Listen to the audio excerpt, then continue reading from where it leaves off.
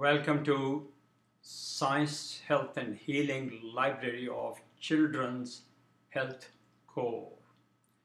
I'm Dr. Majid Ali. The subject of this article is No Cholesterol Drugs for Your Child, Please.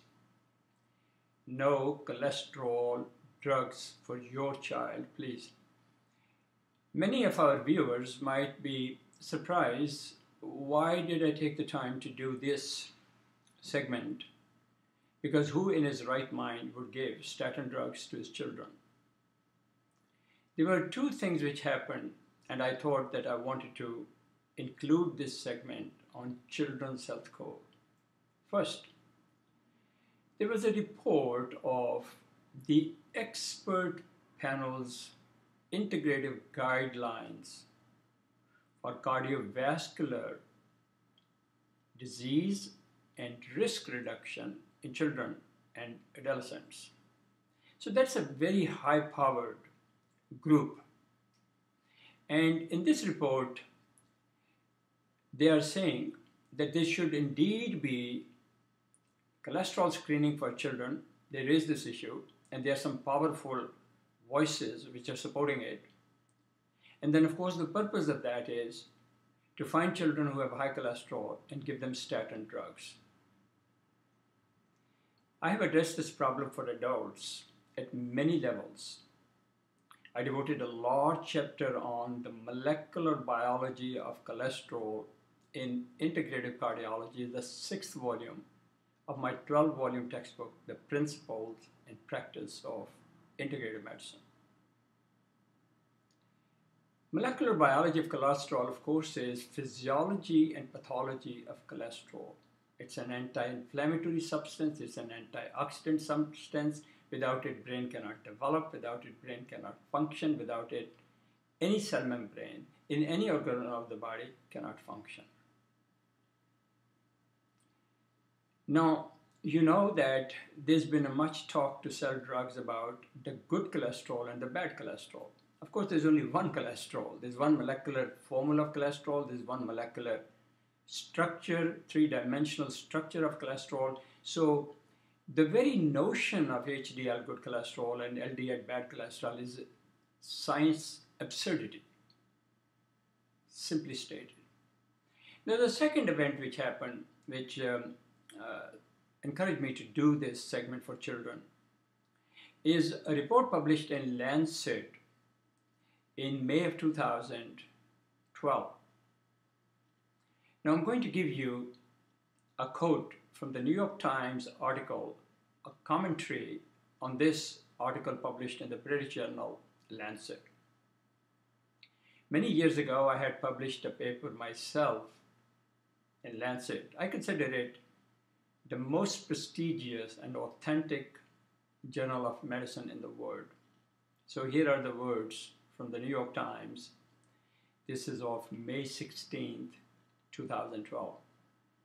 Now, a new study that makes use of powerful database of genetic information has found that raising HDL levels may not make any difference to heart disease risk. They are saying may not. Properly reported, it should say it does not. People who inherit genes that give them naturally higher HDL levels throughout life have no less heart disease than those who inherit genes that give them slightly lower levels. Translation, HDL means nothing. I told you that there's only one cholesterol.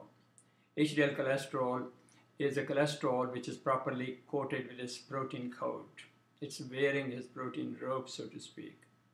The LDL cholesterol is a lightweight cholesterol because it is naked. The problem is liver is not making enough protein to give proper clothing to cholesterol molecules. Let me go on with the quote, New York Times. If HDL were protective, those with genes causing higher levels should have had less heart disease. You know, it's always interesting to me when New York Times validates what we've been writing for 40 years. But interestingly, the lapdog Joe's of New York Times would never recognize that there have been people writing about this vicious propaganda against the health of the people, villainizing cholesterol and turning heart disease into a plumbing problem. There have been people who've been writing who have sound understanding of the molecular biology of cholesterol.